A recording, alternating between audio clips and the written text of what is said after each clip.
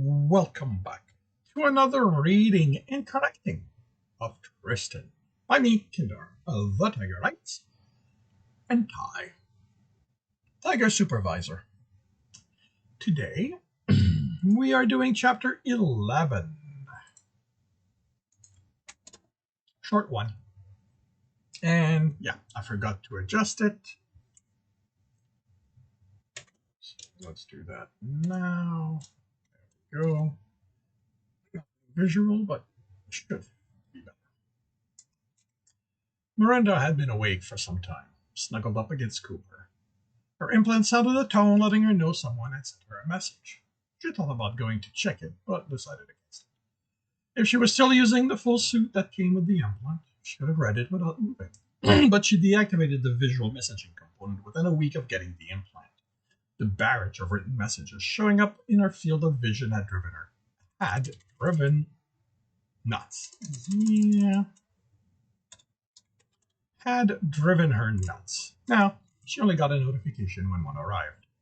She was too comfortable to bother with that right now, resting her head on Cooper's chest.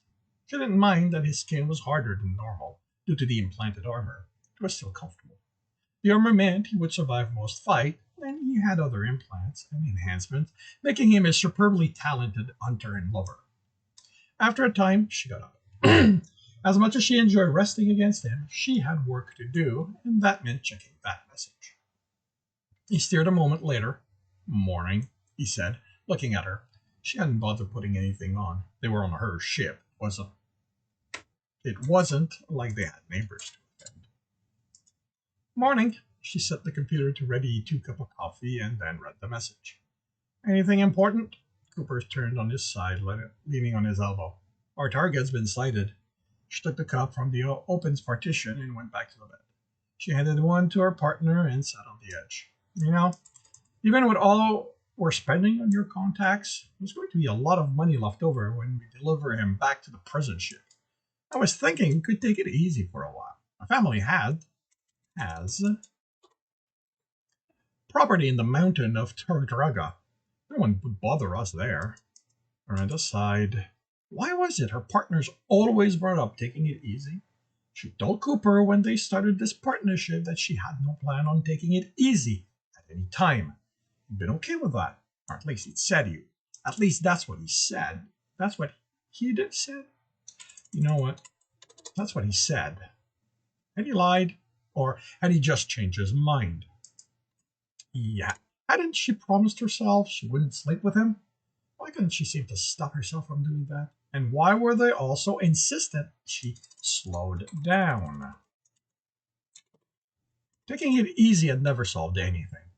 Now, she was going to have to end their partnership once this job was over. It was too bad, as he had been one of the best men she'd worked with, and he was pretty amazing in bed.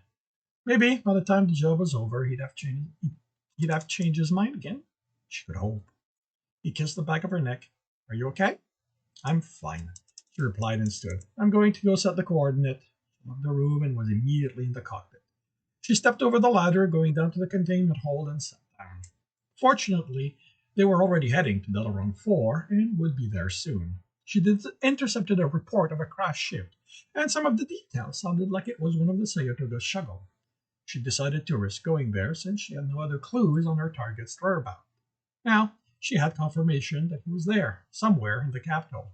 Her contact hadn't been able to give her anything more precise. That was enough. She looked out into space, that infinite void, and again wondered why man kept being so weak. And that concludes chapter 11. Really quick.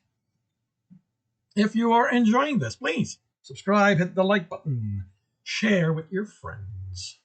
If you want to to read the whole story, it's available on Amazon and other e-retailer. The link is in the notes. And if you want to support me, the link is also there, as is the link to my Twitch, where you can listen to me read and correct these things live. And with that, I shall wish you a good day.